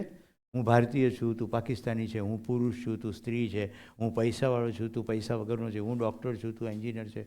આ બધા જ ભ્રમ છે. તમારી મારી વચ્ચેનું કોમન તત્વ, તમે માણસ છો અને હુંય માણસ. તમારે કદાચ સ્ત્રીનું શરીર છે, મારે પુરુષનું શરીર છે. કદાચ મારી ઉંમર તમારાથી મોટી છે, તમારા પૈકી કોઈક મારાથી મોટું હોઈ પણ શકે. ઉંમર, શરીર નહીં. આમાં કોઈ પોતાનું ઘરડું માને? બધા મનથી તો નાના જ હોય છે, પણ કેટલા ઘરડાના ધાબળા ઉઠી લે, હું એ કરે છે. મણિનગર, અમદાવાદ, જય હિન્દ સ્કૂલ હું મારી બાલ્યાવસ્થામાં પહોંચી ગયો છું. ધોરણ 1, 2, 3 ભણ્યો ત્યાં. ટીચર આવીને કે અદબ પલાઠી મોં પર આંગળી. અદબ એટલે ઊભું નહીં થવાનું, આમ સંકેલી જવાનું, પલાઠી વાળી દીધી, મોં પર આંગળી, પૂછવાનું નહીં. મારા સદભાગ્ય મારા બાપાએ 3જા ધોરણમાં ત્યાંથી ઉઠાડી લીધો, નહીં તો મારી શું હાલત થઈ હોત. આવા ટીચર હોય, અદબ પલાઠી મોં પર આંગળી, પ્રશ્ન પૂછવાનો નહીં. જ્યારે કે જીવન વિજય એવું કહે છે કે પ્રત્યેક બાલક જન્મ સે जिज्ञासु, सत्यवक्ता और न्याय का याचक होता है. દરેક બાળક જન્મથી જિજ્ઞાસુ જ હોય છે, સાચું જ બોલે. એની માં શીખવાડે, કહી દે તાર બાપા ઘરે નથી ફોનમાં, એટલે છોકરું શીખી જાય કે આવી રીતે બોલાય. એને હજી સાચા જૂઠાની ખબર નથી. એને શું શીખે ખબર? હોય છતાં ના હોય એવું કહેવાય. એટલે મોટો થઈ જાય ને એટલે એની અંદર જે બેસી જાય એને ભ્રમ કહેવાય. જે છે એને ના માને. જીવન બીજું કશું નથી. જે છે એને જેવું છે તેવું સમજવાનો પ્રયત્ન. એટલું સત્ય સિમ્પલ છે. એ અઘરું દીપિકાબેન? આ સત્ય છે. એ લીમડો છે, તમને ના ગમતો તમારો પ્રોબ્લેમ છે. લીમડો છે, વડનું ઝાડે છે અને ભીંડોય છે. મને તમારા આચાર્ય સાહેબે 2 બી આપ્યા, 2, બંનેનો સેમ આકાર, 2નો સેમ રંગ. રાઈટ? મેં કીધું અરે વાહ, આમાંથી તો મોટું ઝાડ થશે. તો આચાર્ય મંદ હસવા માંડ્યા. એકની મેં કીધું 2 ઝાડ થશે. મને કે સુરેશભાઈ ભ્રમ છે. શું ભ્રમ છે? એક ભીંડાનું બી છે, એક રાઈનું બી છે અને એક વડનું બી છે. વડનું ઝાડ થશે, 1000 વર્ષ જીવશે. રાઈનો છોડ થશે 6 મહિનામાં પૂરો. આંખોથી જે દેખાય છે તે સાચું હોય નહીં, એની અંદર જે નિહિત ડિઝાઇન છે એ સાચી છે. તો આંખોથી ઘણા ભ્રમ થાય, કાનથી ઘણા ભ્રમ થાય. આપણી તાકાત છે જાણવાની. જીવન વિદ્યા એવું કહે છે કે જિંદગી માનીને ચાલશો તો દુઃખ જ દુઃખ છે, જાણીને ચાલશો તો મોજે મોજ છે. તો જાણવું, કેવી રીતે જાણવું ભાઈ? બીજા ગમે તે કહેતા હોય, પોતાને પૂછો. બીજા ગમે તે કહેતા હોય, પોતાને પૂછો. પહેલો ડાયમેન્શન છે નિરીક્ષણ, સ્વયંમાં નિરીક્ષણ. પછી એમ થાય કે મારું નિરીક્ષણ ખોટું પણ હોઈ શકે, માન્યતા પણ હોઈ શકે, તો બીજાને પૂછો. પોતાને પૂછ્યા પછી બીજાને પૂછો. એને કહેવાય સાથીમાં પરીક્ષણ. પછી એમ થાય કે 2 હંપી જઈને ખોટું બોલતા હોય તો સાદો પ્રશ્ન પૂછો કે આ મુદ્દો પૃથ્વીના 805 કરોડ માણસને સ્વીકાર્ય થશે ખરો? એને કહેવાય સર્વેક્ષણ. તો જાણવાની પ્રક્રિયા આટલી સિમ્પલ છે. નિરીક્ષણ, પરીક્ષણ, સર્વેક્ષણ. તો જાણી શકાય. અને બધા જાણી શકે છે. આજ સુધી નિશાળની અંદર કશું જ થયું હોય તો જાણવાનો જ કાર્યક્રમ થયો છે, પણ આપણું જાણવાનું ક્ષેત્ર બહુ સીમિત રહ્યું. નિશાળો મોટા ભાગે બાળકોને જણાવવાનું લક્ષ્ય નોકરી બતાવે છે. પ્રકાશ સંશ્લેષણનો નિયમ જાણવાનો, પણ એનું લક્ષ્ય શું છે? નોકરી. કેવી રીતે મળશે? તો કે સારું ભણશો એટલે. સારું ભણવું એટલે શું? તો કે દર વર્ષે સારા માર્ક લાવવા. તો દરેક ધોરણ, માર્ક, સરવાળે નોકરી કે ધંધો. તકલીફ શું થઈ ગઈ? જિંદગી ઉડી ગઈ આમાંથી. જિંદગીનો માત્ર એક કમ્પોનન્ટ રહ્યો, નોકરી અથવા ધંધો.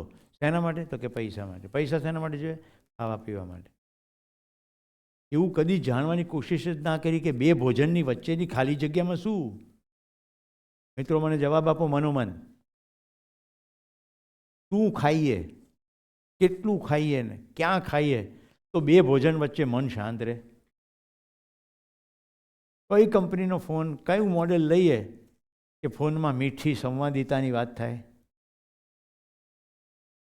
કઈ કંપનીનું કેટલા ડિગ્રી એસી રાખીએ કે ઘરમાં શાંતિ રહે, ટાઢક રહે, હળવાશ રહે?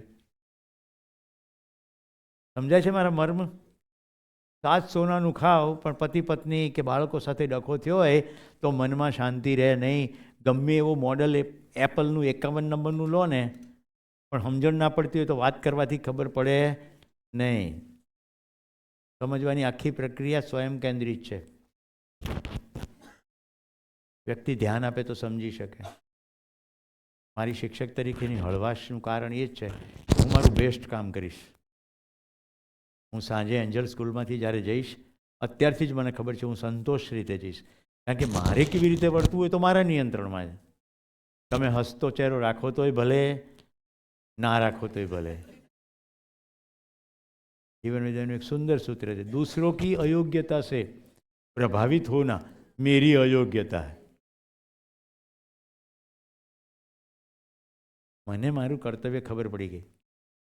હું ડીસા પ્રત્યે અત્યંત કૃતજ્ઞ છું અને મારી સફળ શિક્ષક થવા પાછળ એક વ્યક્તિની મોટી ભૂમિકા છે અને હમણાં આવવાના હતા પછી આવ્યા નથી, આપણા ડૉક્ટર નવીન કાકા.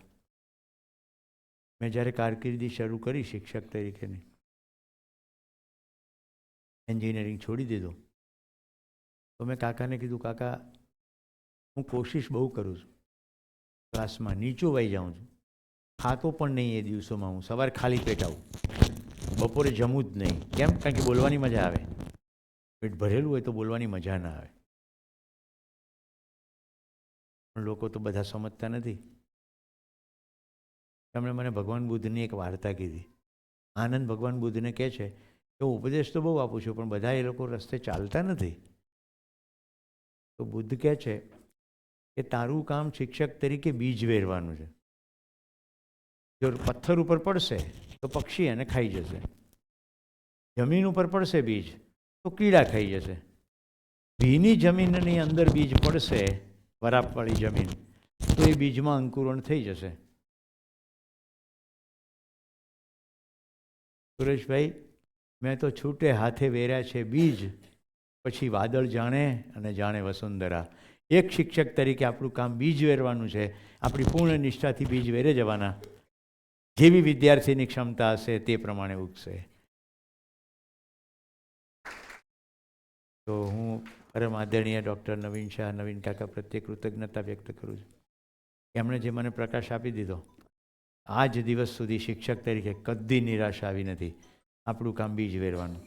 તમામ શિક્ષક મિત્રો, જો મારી વાત આ તમને સ્પર્શે તો તમારી મોજ આજથી શરૂ થઈ જશે. ક્લાસમાં બીજ જ વેરવાના છે. બીજ વેરવામાં શું કામ ચીંગુસાઈ કરવી? એ તો બેસ્ટ વેમાં કરવા. પછી વાદળ જાણે ને વસુંધરા. રસ પડતો હોય તો હાથ ઉપર કરો. Very good. જિંદગીના રસને પીવામાં જલ્દી કરો મરીજ. એક તો ઓછી છે મદિરા અને ગળતું જામ છે. કેટલાય પંક્તિ પહેલાં સાંભળી છે. મરીજ નામના ગઝલકારે લખી છે. એણે તો દારૂના સંદર્ભમાં, મદિરાના સંદર્ભમાં લખી છે, પણ એનો મર્મ કેવો છે ખબર છે? વીજળીને ચમકારે મોતીડા પરો પાનબાઈ, અચાનક અંધારા આશેજી. કોઈ પણ ક્ષણે મરી શકાય છે, રોગથી, બીમારીથી, કોરોનાથી, કોઈક અજાણ્યા કારણથી. હા કે ના? આપણે કેવી રીતે જીવીએ છીએ? આ એક લાગમાં કાલે બતાવી દઉં. કોને બતાડશે? કાલે તું જ નહીં હોય તો?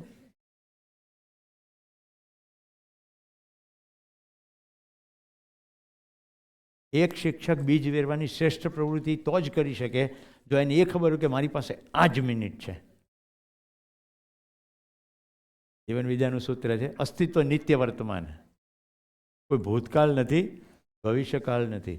જેટલો ભૂતકાળ કહીએ છીએ બધી અગાઉ ઘટેલી ઘટનાની સ્મૃતિ છે જે હમણાં જ છે. ગઈકાલે સાંજે મેં મખાના ખાધા, એ મને અત્યારે યાદ આવ્યું. તો ભૂતકાળ છે ખરો? ગઈકાલે ઘટેલી ઘટનાની હમણાં સ્મૃતિ છે, વર્તમાનમાં જ છે. ક્લિયર? અને હમણાં રિસેસ પડશે, તમે બધા ચા ઢીંચી જશો.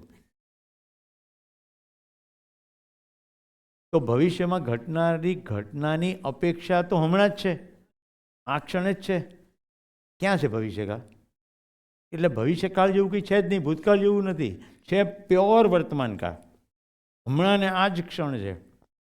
તો ભૂતકાળમાં ઘટેલી ઘટનાની સ્મૃતિ હમણાં આવે, એને આધારે આપણે સમજ કેળવીએ અને ભવિષ્યમાં જે ઘટવું ઈચ્છીએ છીએ એની પણ સમજ કેળવીએ તો વર્તમાનમાં જીવવાની મજા પડે. તો મારી સામે વિદ્યાર્થી આવે ત્યારે હું શું જોઉં છું? ત્યાં આવતીકાલના રાષ્ટ્રપતિ છે. આવું ના હોત ને તો કલામ સાહેબ ના થયા હોત. એક માછીમારનો છોકરો ભારતનો રાષ્ટ્રપતિ કેવી રીતે બની જાય ભાઈ? એમણે ના વાંચ્યું, એમને કહી દઉં એમણે અચૂકપણે વાંચવું જોઈએ વિંગ્સ ઓફ ફાયર. કલામ સાહેબના જીવન વિશેના ઘટનાઓ એમાં લખી છે અને પ્રાથમિકતા પહેલા ચેપ્ટરમાં લખે છે કે હું એવો કૂવો છું કે જેમાં ઘણા શિક્ષકોએ પોતાના જળ રેડ્યા છે. તો હે ભારતના નાગરિકો, તમારાથી જેટલું લેવાય એટલું લો. હું કલામ સાહેબ પ્રત્યે પણ એટલો કૃતજ્ઞ છું. આપણા દેશને મળેલા અદ્ભુત શિક્ષકો,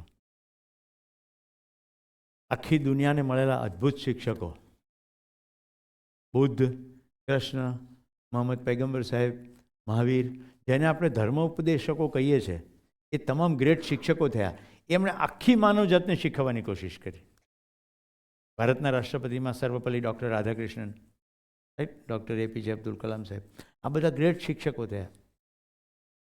તે સમયના કેટલાક માણસો સમજ્યા, બાકીના નહીં સમજ્યા. એ જે સમજ્યા એના સમૂહો બન્યા, જેને આજે આપણે સંપ્રદાય તરીકે ઓળખીએ, જ્યાં જ્યાં ધર્મગુરુઓ હતા. બાકી એસોસિએશનો થયા. ગુજરાત રાજ્ય પ્રાથમિક શિક્ષણ સંઘ છે કે નહીં? આચાર્ય સંઘ છે, બીજું કંઈ નથી. સમજવાની કોશિશ જ છે, ક્ષેત્ર થોડું છે. હું એવું સપનું જોઈ રહ્યો છું કે જ્યારે પ્રત્યેક પિતા, પ્રત્યેક માતા એક શિક્ષક છે અને પ્રત્યેક વ્યક્તિનું કર્તવ્ય તો શિક્ષક જ છે, કારણ કે બીજાને સમજાવે તો જ આખી માનવજાત સમજે ને. ક્યાં સુધી નિશાળવાનો ઠેકો રાખીશું? સમજવાનો ઠેકો શિક્ષકો પાસે સીમિત રહે તો બાકીના શું કરવાનું? તો બધાએ શિક્ષક કર્તવ્ય કરવાનું છે. અલગ જુદું જુદું હોઈ શકે. જેમ કે તમે બજારમાંથી પસાર થતા હો, કોઈને બીડી પીતો જુઓ તો તમે આટલું ના કહી શકો ખભે હાથ મૂકીને, ભાઈ તારા ફેફસા ખરાબ થશે, ના પીવે તો સારું. કહી શકાય કે ના કહી શકાય? તમને ખબર નથી કે તમારે વાક્યથી શું થાય. 10માંથી 1 છોડી દો તો શું? 1 જણ રાષ્ટ્રપતિ થાય, 1 જણ ઘણો ફેર પાડી શકે. એ કયો એક છે આપણને ક્યાં ખબર છે? એટલે મેં તો છૂટા હાથે વેર્યા છે બીજ, પછી વાદળ જાણે ને જાણે વસુંધરા. છેલ્લી વાત જીવન વિદ્યાની, આખું અસ્તિત્વ પરસ્પર ગૂંથાયેલું છે. અસ્તિત્વમાં પરસ્પર ઉપયોગિતાને પૂરકતાથી ગૂંથાયેલું છે. એટલે પ્રત્યેક માનવની પણ ઉપયોગિતાને પૂરકતાની કોઈક ભૂમિકા છે જ, એને ઓળખવાની છે. એક પણ સંબંધ બનાવવાનો નથી, કેવળ સંબંધને ઓળખવાનો છે.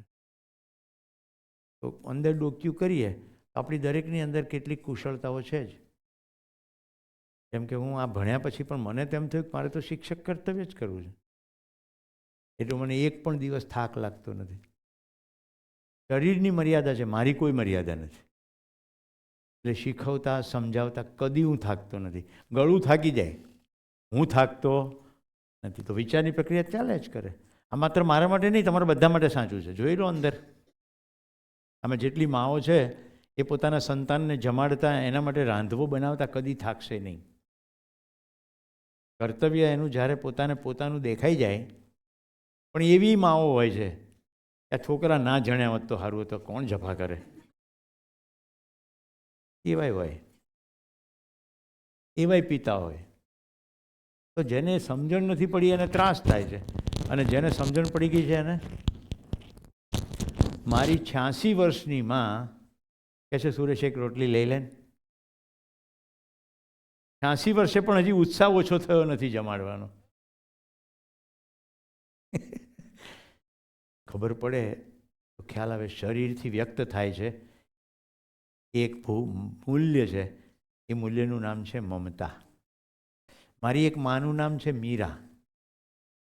રાજકોટની અંદર સ્ટુડન્ટ ઇન્ડક્શન પ્રોગ્રામ, એ એવા વિદ્યાર્થીઓનો જે કંપની સેક્રેટરી બનવા જઈ રહ્યા હતા. બધા રાજકોટના નહીં પણ આખા સૌરાષ્ટ્ર ઝોનના વિદ્યાર્થીઓ. હું કોઈને ઓળખું નહીં, પણ કંપની સેક્રેટરીનું જે ઇન્સ્ટિટ્યૂટ છે, સેન્ટ્રલ બોડી, એને મારો કાર્યક્રમ ગોઠવી દીધો 1 અઠવાડિયાનો. મારી પાસે શિક્ષકો મને સપોર્ટ કરનારા, એટલે પહેલો દિવસ હું લઉં, બાકીના દિવસો બીજા શિક્ષકો કરે.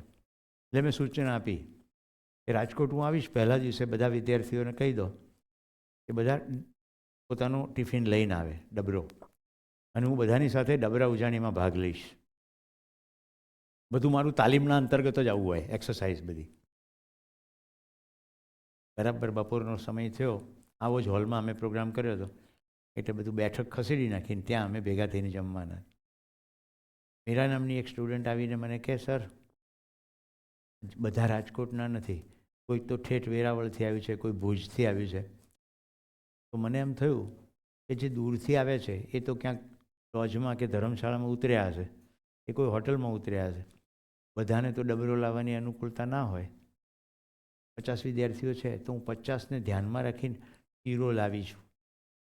તો તમારી પરમિશન હોય તો પહેલાં બધાને વહેંચી દઉં થોડો. એને આવી વાત સાંભળી મારી આંખમાંથી આંસુની ધાર થઈ ગઈ. મમતાનો જે ભાવ છે મારી અંદર એનું પ્રતિબિંબ પડી ગયું. ત્યારથી હું મીરાને મીરા માં કહું છું. સમજાય છે? શરીરને કોઈ લેવા દેવા નથી. જે છોકરી કોઈ નથી ઓળખતી એ બધાનો વિચાર કરીને 50નો શીરો બનાવીને લઈ આવી. હવે મારે તો એક જ દિવસનો કાર્યક્રમ, અને બીજે દિવસે મારે જવાનું. હું કોઈ હોટલમાં ઉતર્યો હતો. મીરાએ એના પપ્પાને બપોરે આ બધાને શીરો પીરસ્યા પછી કહી દીધું. મને કાંઈ જ ખબર નહીં, પણ પેલા જે કોઓર્ડિનેટર હોય કે આ સુરેશભાઈ કઈ હોટલમાં ઉતર્યા છે, એના પિતા ત્યાંથી મારું ચેકઆઉટ કરી નાખ્યું, સામાન લઈ લીધો, બધો પોતાને ઘરે લઈ ગયા. અને સાંજે વર્ગ પત્યો એટલે મીરા મને કહે, સર આજે હું તમને નહીં જવા દઉં, આજે તમારે મારે ઘરે આવવાનું છે. મેં કીધું ના બેન, મારે જવું પડશે. કે તમારે કાલ કોઈ પ્રોગ્રામ છે? મેં કીધું પ્રોગ્રામ નથી, પણ મારે તો બધું સતત ચાલ્યા કરતું હોય એટલે હું જતો રહીશ. તો કે ના, મારા પપ્પા પણ તમને લેવા આવ્યા છે. મેં કીધું સારું, તો પહેલાં હોટેલ જઈએ. સીધા ઘરે ગયા. એ બધું કે સાહેબ થઈ ગયું, તમારું ચેકઆઉટ ને બધું પતી ગયું, તમારે ઘરે જ રહેવાનું. શું કરો તમે? કોઈ વ્યક્તિનું ભાવતત્વ. એટલે મીરા ખાલી પેલી 50ની માં નહોતી, મારી પણ માં.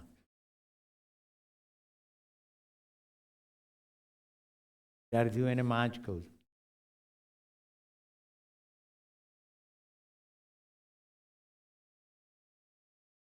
આ વાત પણ મેં તમને 10 વર્ષ પહેલાંની કીધી.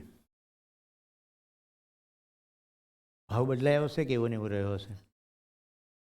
એ તો મારી સ્ટુડન્ટ નથી હવે, પણ સંબંધનું સેતુ તો બંધાઈ ગયો ને. પછી મેં એને મારા કાર્યક્રમ થાય, શિબિર, આ બધામાં બોલાવતો રહું. આવે, એના પપ્પા મમ્મી પણ એટલો જ ભાવ રાખે.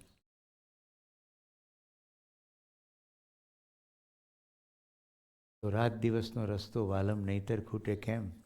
તમે કરજો પ્રેમની વાતો, અમે કરીશું પ્રેમ. તમે રેતી કે હથેળી ઉપર લખો તમારું નામ, અમે એટલા ઘેલા ઘાયલ નહીં નામ કે ઠામ. તમને તો કોઈ કારણ, અમને નહીં બહાના નહીં વેમ. તમે કરજો પ્રેમની વાતો, અમે કરીશું પ્રેમ.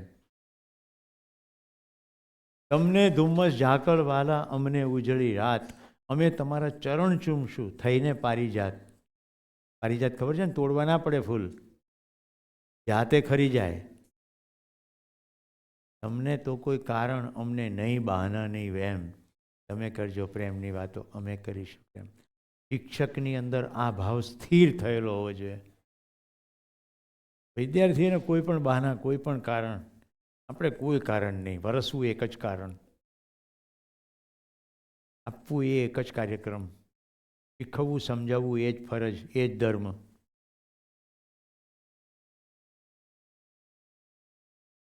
રસ પડે છે તો રસનું કારણ કહી દઉં. હું બોલું છું એટલે નહીં, મારો ભાવ તમારી અંદર પહોંચી રહ્યો છે તો અવાજ કાનમાં જાય. તમારી તાકાત છે કે તમે ભાવ ઈચ્છો તો પકડી શકો.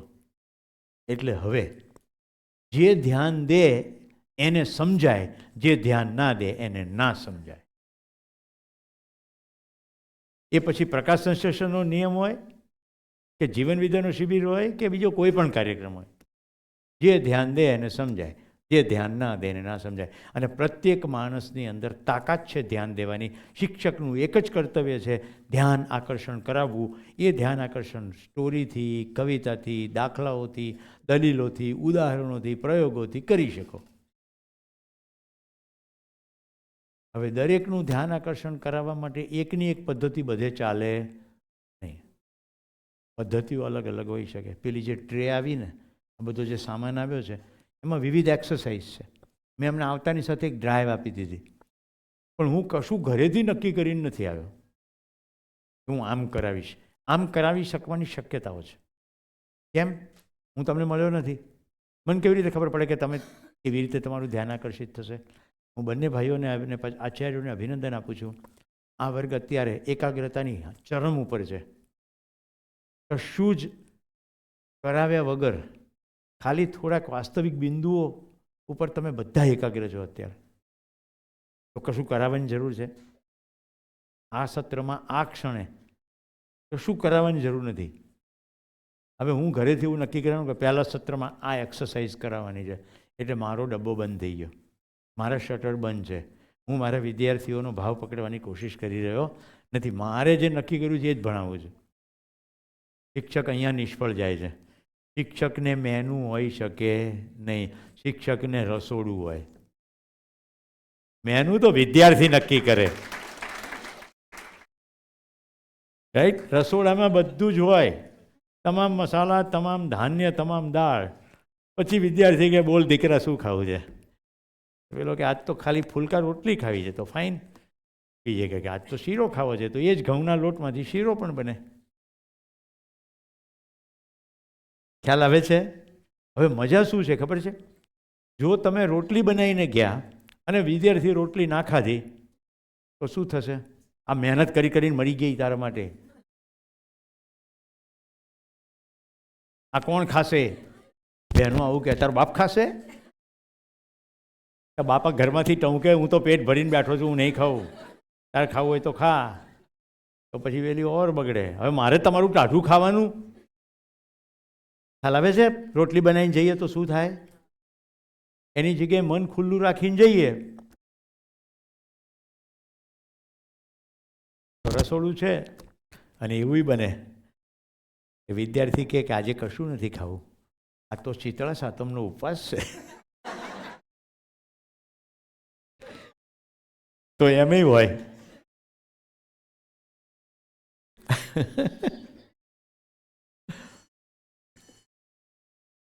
હવે જો મજાની વસ્તુ, પેશાબ પાણી અને કુદરતી હાજતને હમણાં એક સેકન્ડ માટે છોડી દો. ખાલી પોતાની અંદર ડોક્યું કરીને કહો, કેટલાને બ્રેક વગર પણ હજી ભણવાની તૈયારી છે? આને કહેવાય જિજ્ઞાસા. આ ડિફોલ્ટ છે આપણી અંદર. આ જિજ્ઞાસા સાથે જ ક્લાસમાં બાળક આવે છે, પણ શિક્ષક જો એને બોર કરી દે ને તો એને ચાલુ ક્લાસમાં 3 વાર પેશાબ લાગે છે. મને પણ ખબર ના પડી. કેટલાને એવી ખબર ના પડી કે સમય ક્યાં જતો રહ્યો? 1.25 કલાક હું બોલ્યો છું. 1.25 કલાક જતો રહ્યો ને સમય. કેમ થયું એવું? જે થયું છે જુઓ. એક માનવના બીજા માનવ વચ્ચે જ્યારે સંવાદિતા થાય ને ત્યારે સુખ જ સુખ છે. મેં તમને જીવન વિદ્યાનો કોઈ ઉપદેશ આપ્યા વગર ખાલી મારા ભાવને વહેવા દીધો. તમારું ધ્યાન હતું એટલે તમે એને પકડી શક્યા. આ બે વચ્ચે જો આટલું સુખ થઈ શકતું હોય તો આખી માનવજાત વચ્ચે સુખ શક્ય છે કે નહીં? તો આખું જગત ભાવનું છે. હું તમને રિસેસમાં મોકલતા પહેલાં એક નાનકડું હોમવર્ક આપું છું. હમણાં ચાય પીતા પીતા સાથે ઊભા રહીને આટલી ચર્ચા કરજો કે પહેલાં આખા સત્રમાં વિષય વસ્તુ તરીકે તમે શું પકડ્યું અને શિક્ષક તરીકે તમે મારા પાસે શું શીખ્યા. બે મુદ્દા ડિફરન્ટ છે. Suresh Patel as a teacher એની પાસેથી એક વ્યક્તિ તરીકે શું શીખ્યા અને મેં જે કહ્યું એમાંથી તમને શું સ્પર્શી ગયું. બીજા એંગલથી કહીએ, વ્યક્તિ તરીકે હું તમને કેમ સ્પર્શ્યો અને મેં જે કીધું એમાંથી તમને શું સ્પર્શ્યું. બે ડિફરન્સ ખ્યાલ આવે છે ને? કન્ટેન્ટ એન્ડ કન્ટેન્ટ પ્રેઝન્ટર, વિષય વસ્તુ અને વિષય વસ્તુનો પ્રસ્તુત કરતા. કારણ કે ટીચર ડેવલપમેન્ટ પ્રોગ્રામમાં આવી રીતે જ કરવું પડે અને હ્યુમન ડેવલપમેન્ટ પ્રોગ્રામમાં પણ આવી રીતે જ કરવું પડે. માનવીય આચરણ જ મહત્વનું છે, શબ્દો નહીં. શબ્દો અને આચરણ બે કપલ થાય. શબ્દો જેવું જ આચરણ. હવે મને શિક્ષક તરીકે મોજ ના આવતી હોય, હું તમારી આગળ મોજની વાતો કરું તો બેનું મેચિંગ ના થાય એટલે તમને તરત ખબર પડી જાય કે આ ભાઈ મોજ મોજ બોલે છે પણ એમને કંઈ મજા આવતી નથી.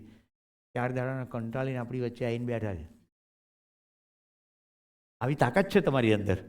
પણ જો તમે ધ્યાન દીધું હોય અને તમે મારો ભાવ પકડી શકો તો તમને ખ્યાલ આવે કે આ પૂર્ણ પ્રસન્નતાથી અભિવ્યક્તિ થઈ રહી છે. ક્લિયર? તો બધા પરસ્પર ચર્ચા કરશે.